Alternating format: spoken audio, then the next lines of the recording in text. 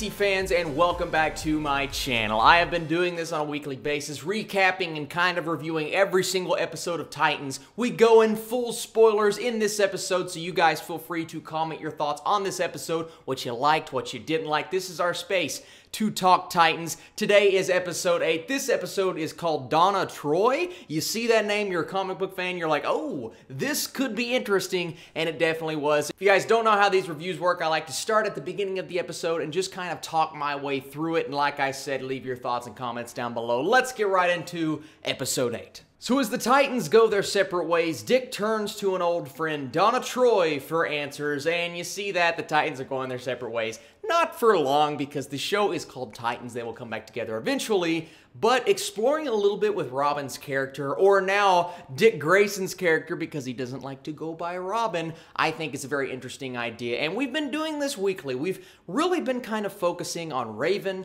and Robin. When are we going to get that Starfire episode? When are we going to get that Beast Boy episode? I want that to come soon, because if they keep going down this Robin path, it may become a little too much for some people. I like exploring his character because I think he's interesting, and I don't even know if this is necessarily about him as much as it was about discovering Donna Troy as a character, because she may play a major role maybe in Season 2 or Season 3, because of course, Wonder Girl is first of all a really cool character, and second of all, she could become part of the Teen Titans as kind of like a hawk and dove kind of thing, just seeing who they are, what they're about, and then later on them joining the team. But I really liked seeing his relationship with her, learning a bit about their past. That opening scene where they're talking, it's not the opening scene of the episode, but the scene where they first kind of get to talk about things. I'm sitting there listening, and then I hear a term brought up, I believe by Donna Troy. She says the words Justice League, and that means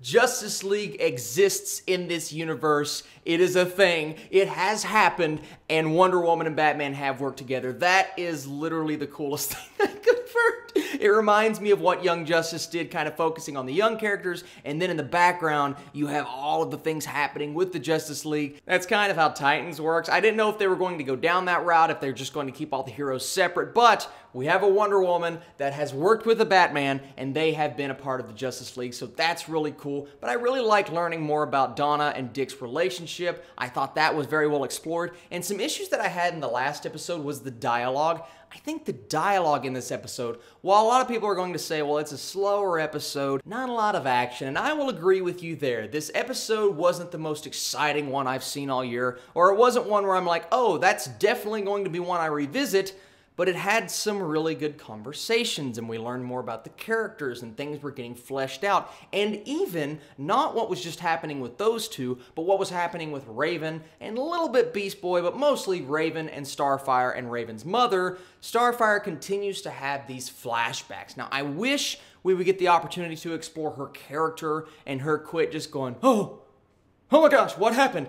We're going to learn that in the next episode, because clearly at the end of this episode, Raven unlocks something within her, and conveniently at the same time, Robin learns exactly what's about to happen. When shows do that and when movies do that, I always find that super convenient. It's like, oh, he's going to find out right when she does. Okay, he's clearly going to swoop in and at least help save the day, but I thought that was still a cool route to go down, because it means we finally get to explore Starfire in the next episode, which is what I've been wanting for a long time. It's so stupid, but it keeps bothering me because I'm seeing Starfire walking around in that fur thing, and I'm like, how are you not burning up? Even if it's cool outside, if I wear one jacket for too long, I'm like, oh, I'm getting warm. I need to take this off for a bit and chill out, but she just keeps wearing that fur thing. Even when she's sitting down indoors, I'm like, I just get warm. Maybe that's what it is. I like to keep the temperature at a nice 68, 70 degrees.